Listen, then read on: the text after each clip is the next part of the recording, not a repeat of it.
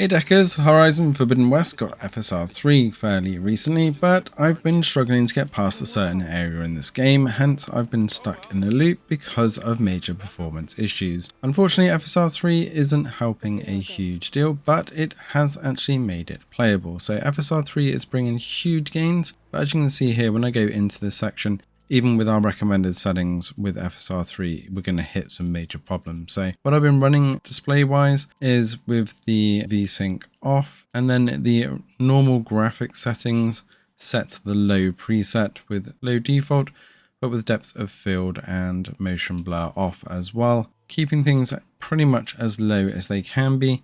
And then on the display side, keeping the VSync off, dynamic resolution off, and even just balance with FSR 3, you'll see that this particular section, as we go to view the council before we go to the border, just takes a huge dive in the performance for some reason. So it doesn't seem to matter what settings I've run this from over the last couple of months, it's always the same in this area. So I don't think it's all of the Steam Deck's fault, but just beware of this area. Now once we get into the actual cutscenes, things do improve and we are able to play through, but in some of the FMV section that follows and in the actual combat itself, it can be quite brutal.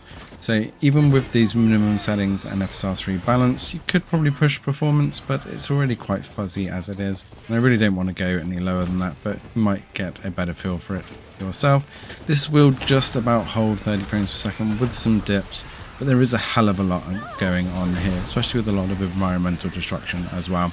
So FSR 3 definitely making huge gains on the Steam Deck, unfortunately not solving all of the Horizon Forbidden West performance issues at this point, but I'm sure once you get past this and back into some standard open world combat and exploration, it's going to be a lot better performing overall. Let's know in the comments below if you've been playing Forbidden West and how you're feeling with the FSR 3 up until this point.